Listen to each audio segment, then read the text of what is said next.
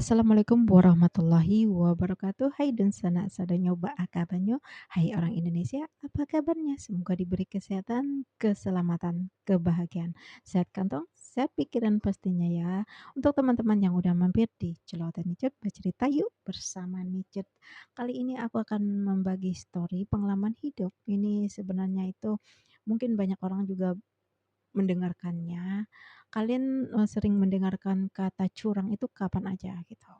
Tapi sebelumnya dilanjutkan jangan lupa like, subscribe, dan komen yang positif karena kita orang Indonesia pasti punya etika dan budaya. Ingat positif, oke teman-teman? Kata curang itu aku sering mendengarkannya itu dari kecil sebenarnya. Tapi setelah dewasa ini aku sering mendengarkan kata curang itu biasanya habis pemilihan umum ya.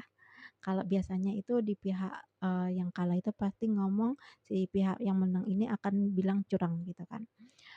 Kenapa aku bilang dari kecil di sini, nah ada cerita di mana, aku itu kan pencinta permainan juga sih gitu, permainan anak kampung apa sih, main layang-layang, main kelereng, main gambar-gambar dan ya lompat-lompat tali lah gitu, itu paling kan.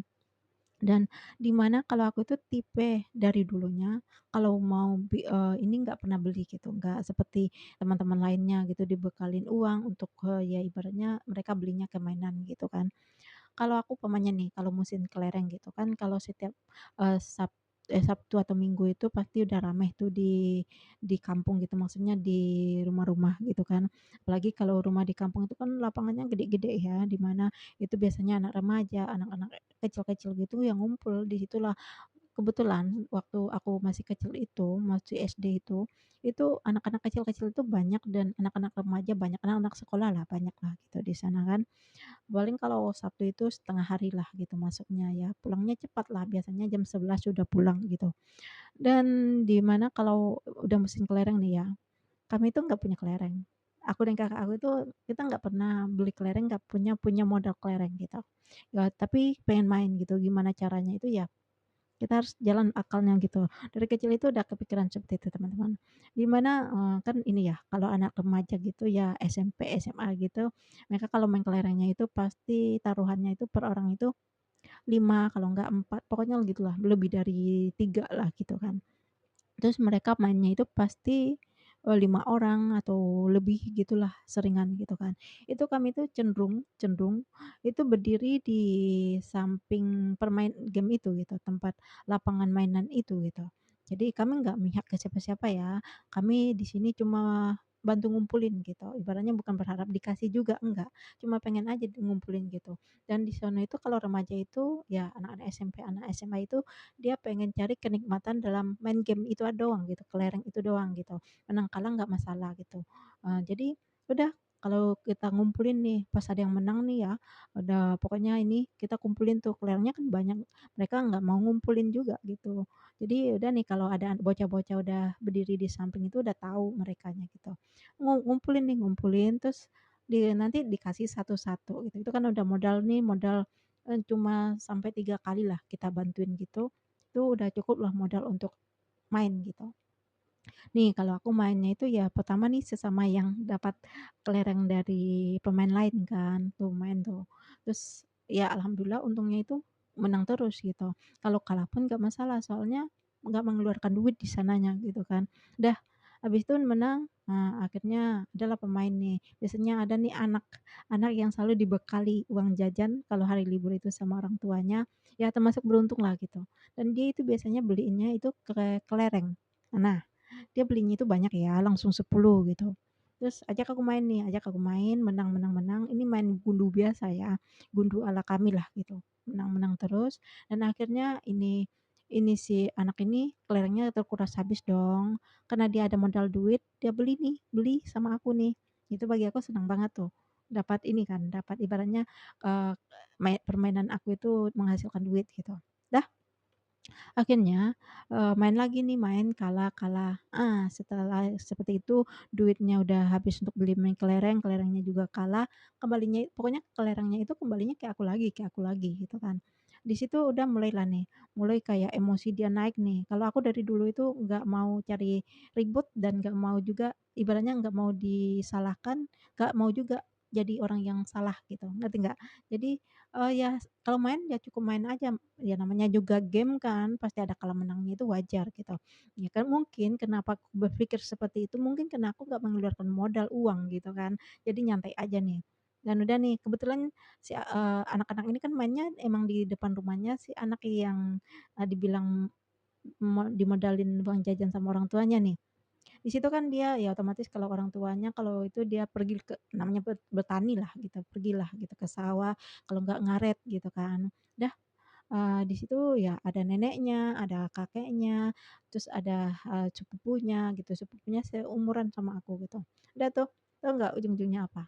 Ujung-ujungnya itu akan berantem gitu. Ini dia udah emosi dan keluarganya juga emosi nih, karena, ibaratnya, cucunya dikalahin kan, kelerengnya udah di tangan aku, itu mereka ngelihat kelereng udah banyak di tangan aku tuh. Terus ada dia beli lagi nih, kadang dibeliin sama neneknya, beli lagi aja gitu. Beli, terus dia bikin permainan, bikin game, ada itu namanya kalau tetap ada itu namanya bagi kita poces. Nah, main poces itu pakai jari gitu teman-teman, tapi, jaraknya itu dekat gitu. Karena aku nggak bisa main itu, ya otomatis aku nggak mau dong, tapi dia maksa.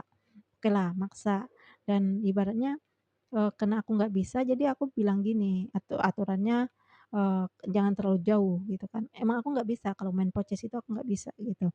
Dah di situ aku tuh, walaupun aku nggak bisa tapi aku ada keberuntungan di sana gitu. Terkadang dia salah apalah gitu. Pokoknya aku menang-menang terus dan ujungnya apa, udah segini dia jaga jarak, dikasih jarak agak jauh gitu tuh, aku nggak mau. Terus dia ngomong, "Ih curang lu curang lu." Tuh, dari kecil itu aku kata curang itu udah terbiasa dengarnya gitu. Udah, habis itu dia naik pitam, si neneknya naik pitam, kakeknya, si sepupunya, alah udahlah, tahu sendiri lah ya, pasti berantem.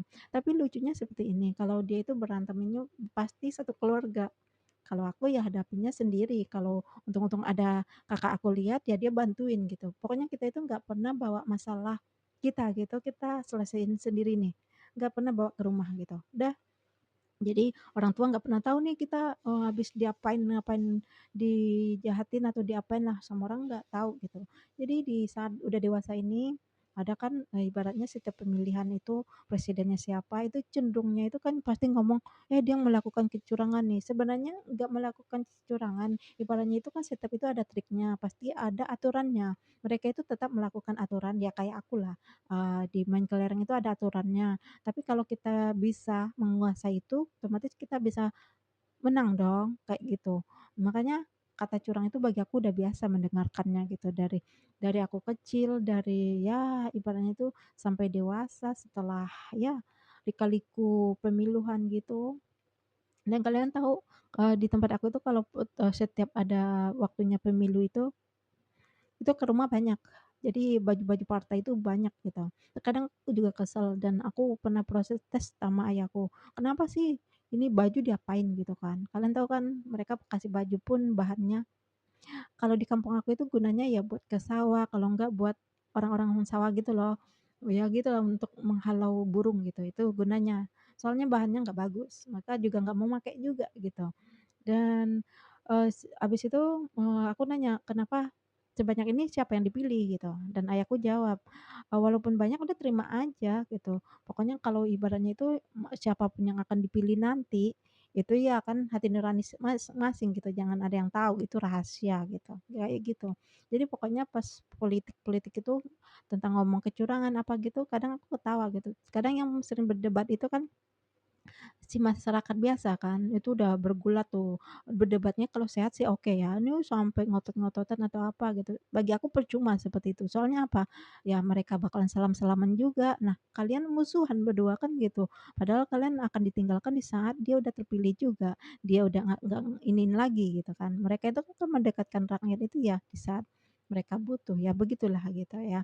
Dan inilah cerita singkat aku sebenarnya, ya namanya celoteh ya, apapun dibicarakan gitu, daripada nyangkutnya di memori terlalu numpuk, jadinya, nggak sehat bagi kestabilan diri, ya aku bagi aja. Kalau yang suka ya silakan di-like, di-subscribe, dan di komen. Tetap komen harus positif, kenapa? Karena kita orang Indonesia. Terima kasih semuanya, bye-bye.